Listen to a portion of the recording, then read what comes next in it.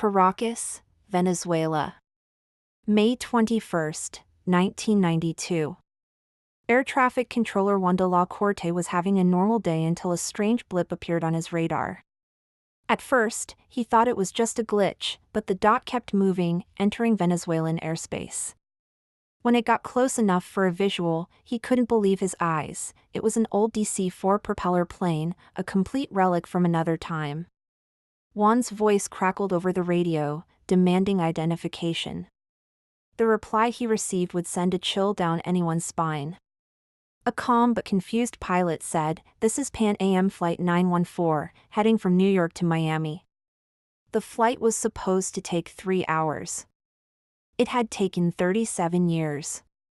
To understand the shock of that moment in 1992, we have to travel back to July 2, 1955. Post-war America was booming, and air travel was the height of luxury. Pan Am was the king of the skies. Flight 914 was just a routine trip from New York to Miami on a reliable DC-4. On board were 57 passengers and a crew of 4, all ready for a quick 3-hour journey south. The weather was perfect, the takeoff was smooth, and passengers settled in, completely unaware they were about to begin the longest journey in human history. For the first hour, everything was perfectly normal. The pilots were in routine communication with the tower in New York. And then, without any warning, complete silence. The plane just vanished from the radar. No distress call, no sign of engine trouble, nothing. Just gone. Air traffic controllers frantically tried to raise them on different frequencies, but there was no response. Search and rescue teams were immediately dispatched, scouring the Atlantic along the flight path. They searched for days, then weeks, then months. The result was terrifying. They found nothing. No wreckage, no oil slick, no sign of the plane at all. It was as if it had simply been plucked from the sky. After months of fruitless searching, the case of Pan Am Flight 914 was officially closed. 61 people were gone, and their families were left without any answers. Now, let's jump back to 1992. On the other end of the radio, Juan de la Corte had to deliver the unbelievable news. "You are in Caracas, Venezuela, not Miami," he told the pilot. "And the year is 1992. A muffled scream came from the cockpit, followed by stunned silence.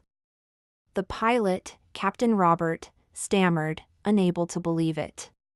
He pulled out a small paper calendar from his flight bag. It was dated 1955.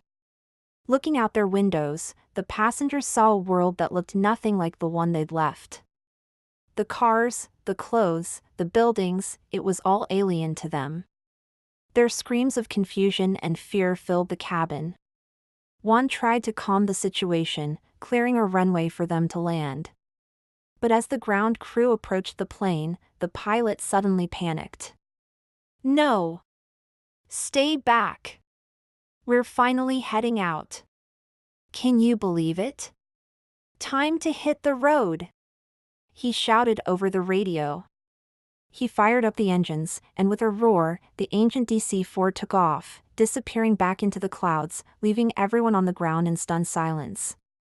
The official report from Juan was, of course, met with disbelief. But he had proof, the small 1955 calendar that had dropped from the cockpit as the plane took off. A few weeks later, the mystery deepened. The plane reappeared, this time at its original destination, Miami International Airport. But this time, the authorities were ready. As soon as it landed, the FBI and government scientists surrounded the aircraft. What they found inside was astounding. The plane was absolutely in one piece, looking like it just rolled out of the factory. All 57 passengers and the crew were alive, unhurt, and most bizarrely, they hadn't aged a single day. Their clothes were still crisp 1950s fashion, their minds still living in a world 37 years in the past. After extensive, top-secret interviews, the government's official response was silence. The passengers were returned to their shocked families, who had mourned them decades ago, with strict orders to never speak about what happened. When the truth is hidden, conspiracy theories thrive. The story of Flight 914 became an obsession. The leading theory? A time warp. Some believed the plane accidentally flew through a wormhole, maybe connected to the infamous Bermuda Triangle, which was near its flight path. Others suggested alien abduction, that the plane was taken, studied, and returned unharmed. Scientists tried to find a logical explanation, but nothing could account for a 37-year time jump. The government's total silence only fueled the idea that they discovered something monumental and were keeping it a secret. Decades passed, and the story became a legendary urban myth. But then, one investigator decided to ask a very simple question: where did this incredible story actually come from? After digging through old articles and reports, he finally found the original source. It wasn't a major news outlet. It was a tabloid newspaper called the Weekly World News. And that's where the story takes a sharp turn. The Weekly World News was notorious for its wild, sensationalist stories. Their whole business model was based on factual exaggeration. They'd take a small kernel of truth and spin it into an unbelievable tale to sell papers. Think headlines like "Bat Boy found in cave" or "Alien spaceship found on the moon." They were masters of fiction, and their stories were incredibly popular. Check out how they pulled it off. It's pretty cool, right? The Weekly World News first published the Flight 914 story back in 1985. It was a total hit, and everyone loved it. Can you believe that? So a few years later in 1992 they republished it, but this time they added new specific details to make it feel more real, like the name of the air traffic controller Juan de la Corte and the exact date of the plane's return. They even used a stock photo of a completely different plane. The truth? A plane did disappear in 1955, but the rest of the story, the 37-year time jump, the unaged passengers, the dramatic return, was completely fabricated. The lie was so compelling that other news outlets started reporting on it, and before long, the hoax became a global legend. The real mystery of Flight 914 isn't about time travel or aliens, you know? It's way more intriguing than that. It's wild how a great story, even if it's a total lie, can spread way faster and farther than the truth ever could.